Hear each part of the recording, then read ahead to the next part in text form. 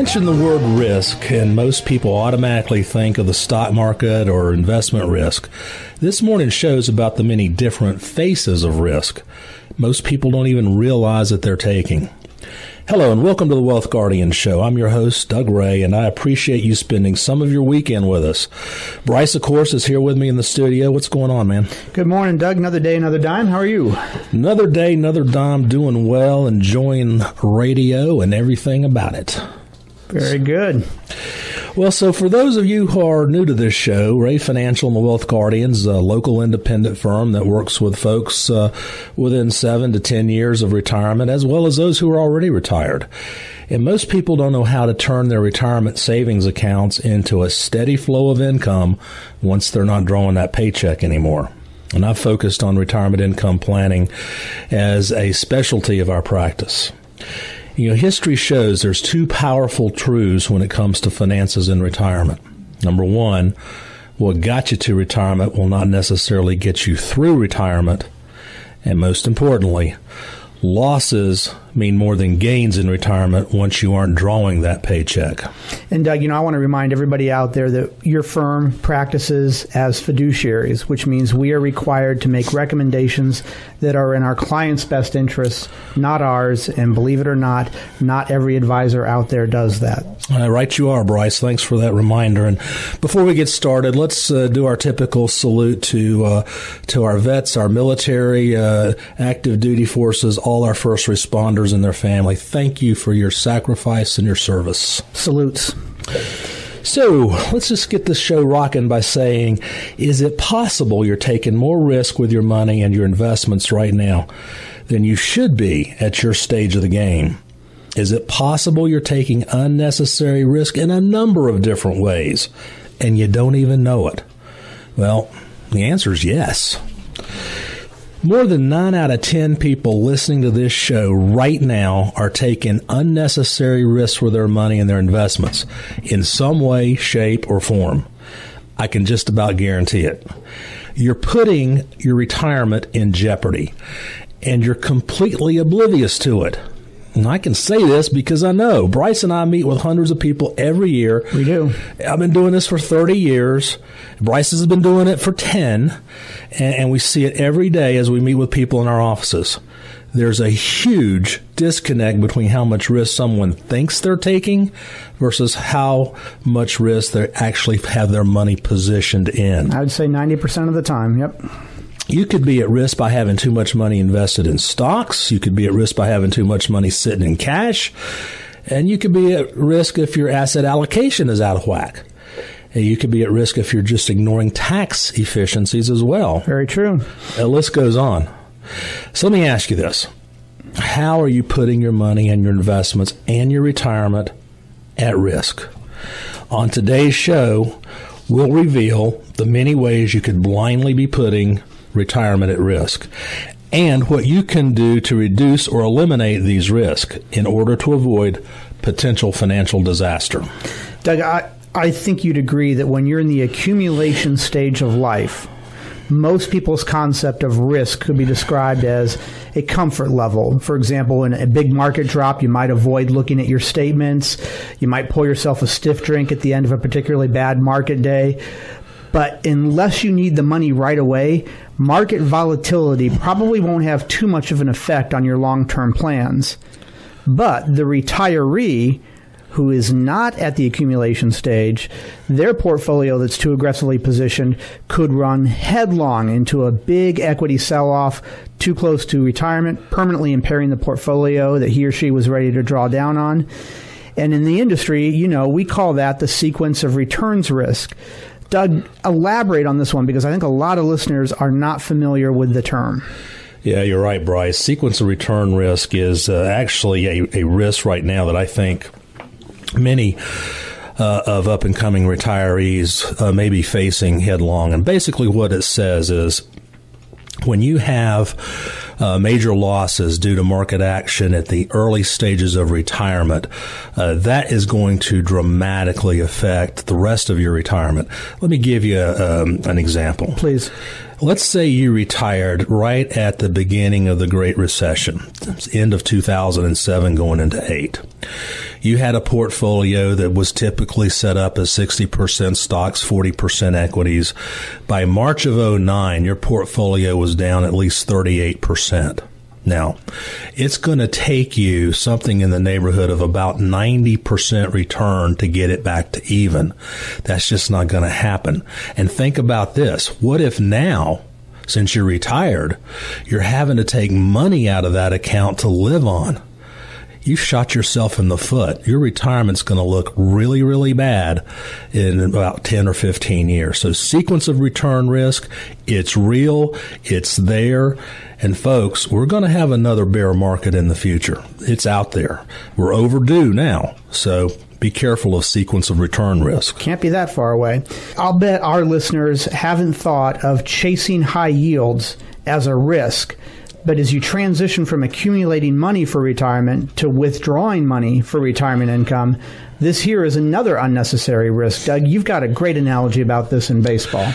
Yeah, I think Wall Street's done a really great job of brainwashing the average investor out there. They think if they stay invested, they're going to make 10% a year, and that's what everybody thinks they're owed is 10% a year. And that's a myth. Nothing can be further from the truth. In fact, Bryce, you and I have done so many retirement plans, literally thousands of retirement plans, and what we find is that most people are going to be really fine in retirement by basically just making a return that's something better than inflation. The baseball analogy is this. When you play baseball, you got that bat in your hand, you're over home plate. What happens when you swing as hard as you can at every pitch? Well, you strike out most of the time. Most of the time you strike out. That's exactly right. I do. Yeah. So in retirement, when you're trying to go for that 10% return every single year, that's like swinging for the fence. You're going to strike out. When in fact, what almost all people need is a single or even a double every once in a while, and they're going to be absolutely fine. Absolutely. Well, we're spending this part of the show talking about some of the less obvious risks that people may not be accounting for and what we see daily in our jobs, Doug. But besides sequence of returns, one of the top risks that comes to my mind anyway, based on all of the data that we analyze for our clients, is the risk of hidden fees and how that just absolutely robs accounts of real money that should be staying in the account and growing for our clients. Bryce, in the last couple of years here, we've invested in software that actually digs deep into everybody's account, and we can determine what these hidden fees are. It's actually a three-party software program, and we unveil that in our second meeting with the prospective client. And I'll tell you, and I think you'll back me up here, everybody after that second meeting is dumbfounded at how much they're paying. They're surprised to some level or another, and I think because of that, I find the second meeting the most helpful for the client. It's one of the ones out of our 4-meeting process is probably the one that I enjoy the most because it really does show the client some things about their current portfolio that they just had absolutely no ideas about. Yeah, and let's give an example of our last case we were working on. This fella came in, thought he was paying 1% per year, and as it turns out, he was paying well over 4%. Yep. We put a portfolio together for him that got him down to 1.3%.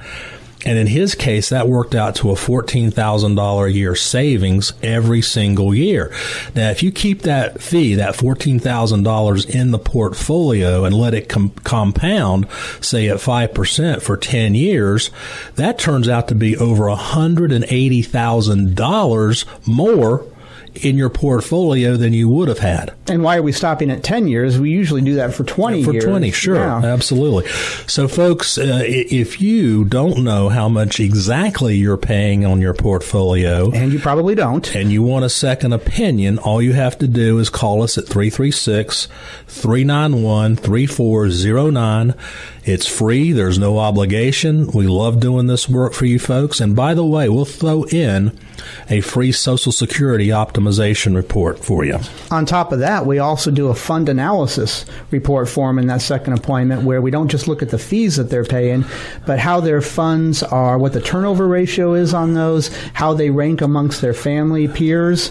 So there's a lot of information provided in that second meeting, and I'm going to echo what you just said, Doug. Our phone number is 336-391-3409, and our website is www.thewealthguardians.com. Folks, if you've never got a second opinion on your portfolio, your current portfolio, and you're approaching retirement, or if you have gotten a second opinion but you've never had a full retirement plan laid out for you so you can see what retirement looks like for you, we offer this at no cost and no obligation. And Bryce, I might add, since we're talking about risk today in today's show, also in this second meeting, we do a risk analysis of your portfolio. Right. And you'll know, compared to the S&P 500, exactly where your portfolio sits in terms of risk. At the same time, we've done a risk tolerance of you and your spouse. And what's very interesting to us is you would think if a portfolio is properly designed, both of those should be close together. Well, Bryce, typically what do we find? We find generally they're not, to put it mildly. There could be anywhere on a score of 1 to 100. If somebody's risk tolerance is at a 40, they might very well have a portfolio that's at 80. Yeah. This second meeting, we call it the eye-opening meeting. It really is. And I'll tell you what, if you've never gone through this kind of an exercise, you owe it to yourself, you owe it to your retirement, and you literally owe this to your family to have this analysis done for you. Like Bryce said a moment ago, it's free and there's no obligation. If you were serious all these years about saving for retirement, why wouldn't you be serious about planning for retirement in the end and making sure that all the puzzle pieces fit? Yeah. And, a lot of times people just have not done that, though we're happy to see them come in and finally get to that stage. We are up against a quick break here, so stay tuned. In our second half, we'll have some more unknown risks and give you a valuable financial checklist. If you like what you're hearing, do consider liking us on our Wealth Guardians Radio Facebook page. You can also reach out to us at 336-391-3409 or visit us on our website at www.thewealthguardians.com. We will be right back, folks, with some more risks that you might be taking in your portfolio and not even being aware of it.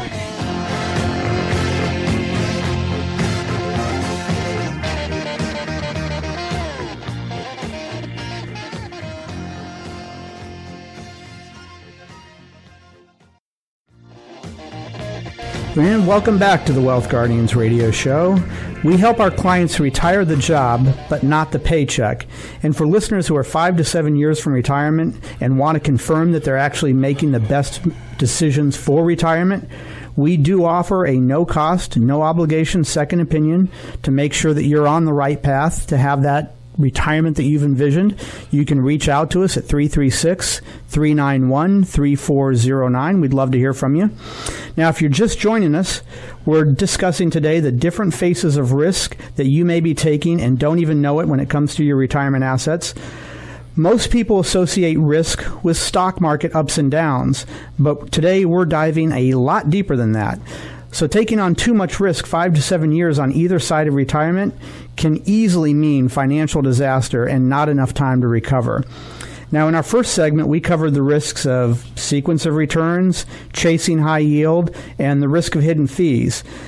Doug, what about those slow creepers like risks of inflation, potential higher taxes, and low interest rates? How do they play into this? Well, let's take inflation number one, because if you don't have a retirement plan that takes into account some inflation factor, then this is going to hurt. I mean, it's going to bite you big time.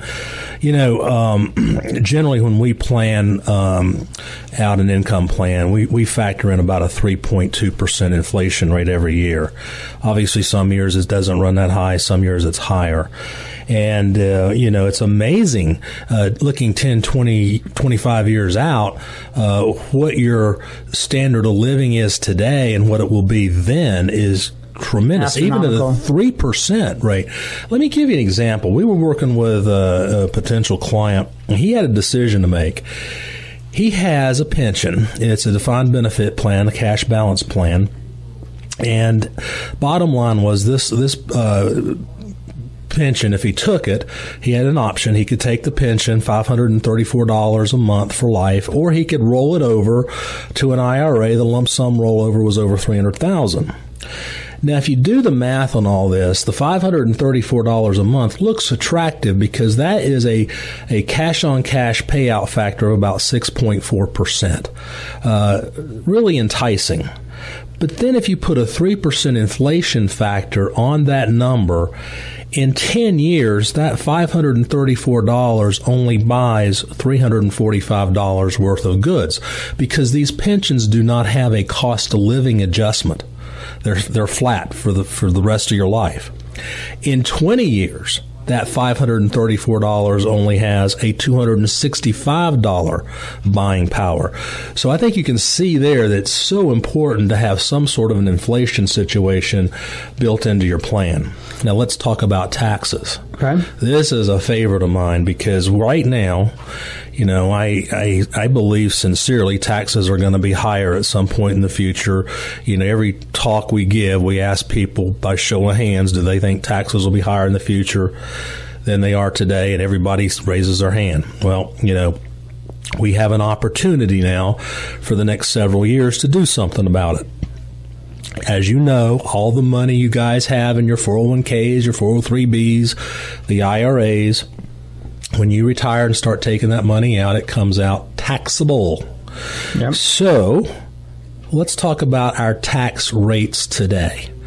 Thanks to the tax code change a couple years ago, we have a beautiful opportunity because what happened was they reduced the rate and they expanded the brackets.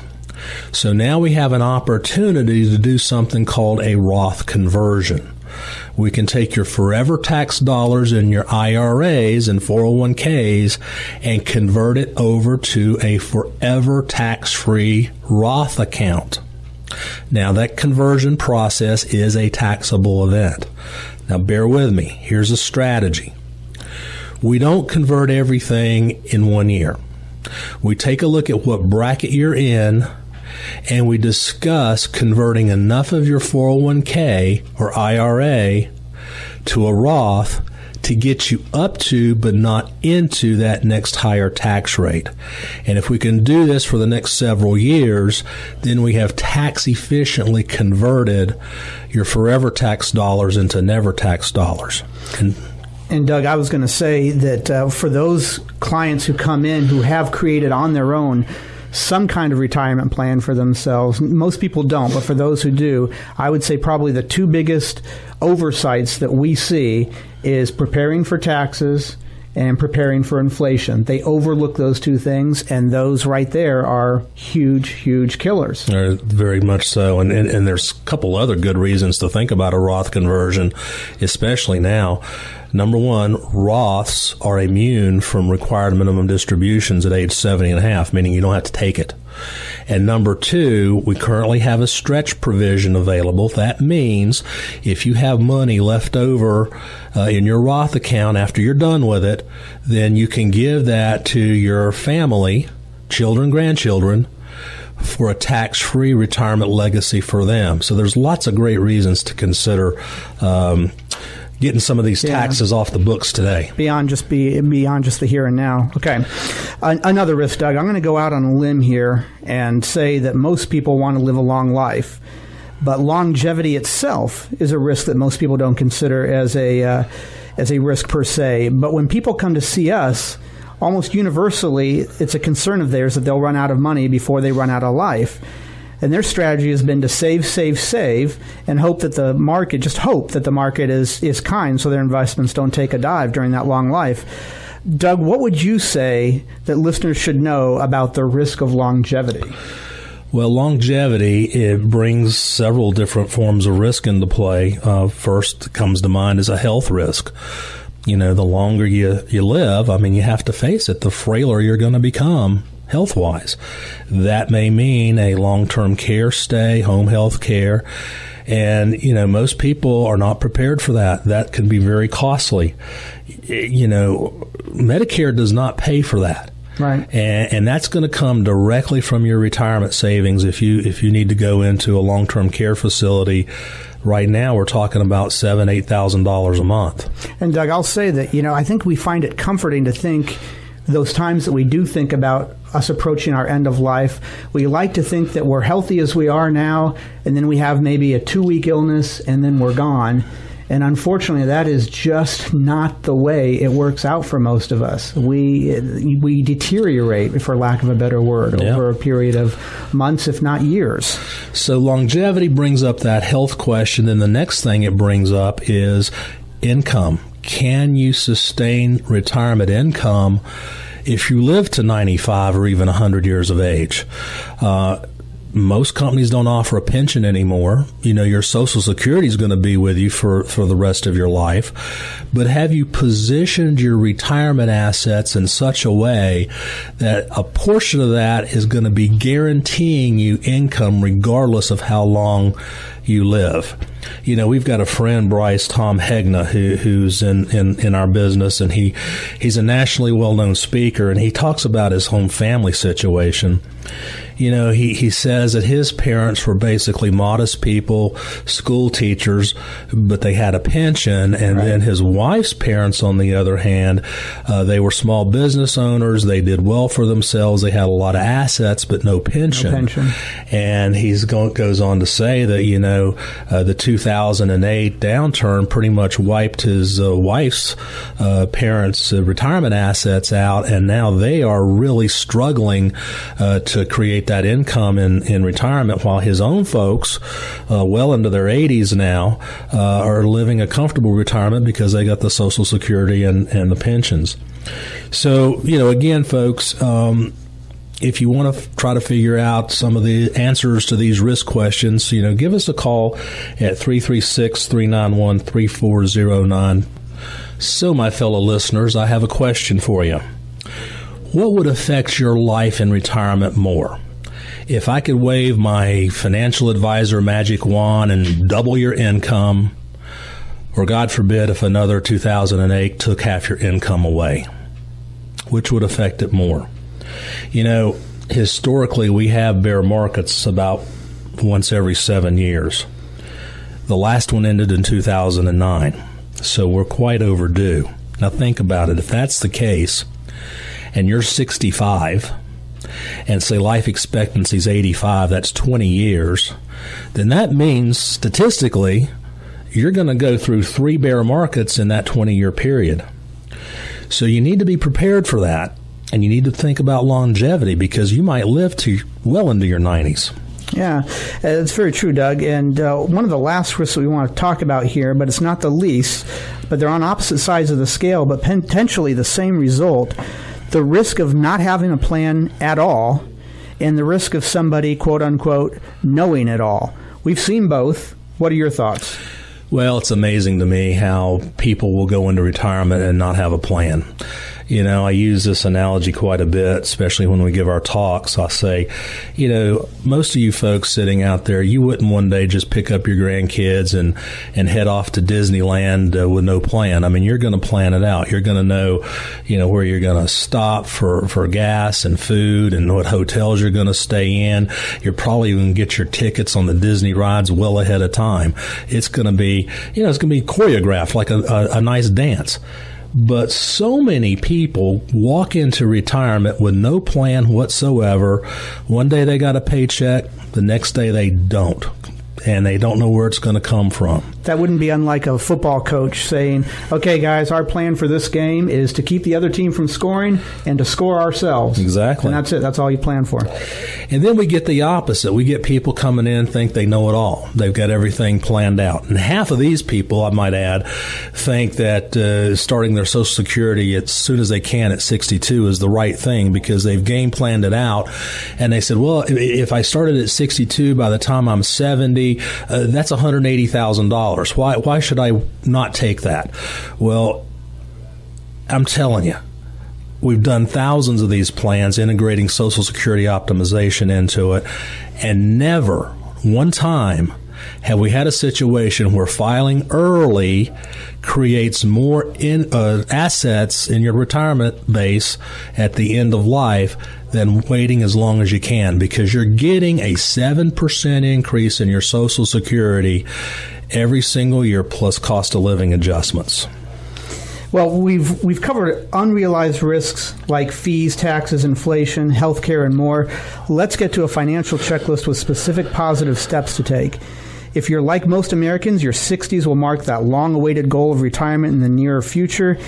Even if you plan to work well into your 60s, consider these key financial moves. You got to solidify your Social Security filing strategy, pay off your mortgage or at least pay down significantly, create a retirement budget, max out your retirement plan contributions. Doug, there's a lot more that we can go into that people need to do, but we're running out of time here. Every situation is unique, and it's why we like to sit down for a no-cost, no-obligation second opinion and review. Folks, give us a call, 336-391-3409. This is out of time for the week, but we'll talk to you again next week. Take care.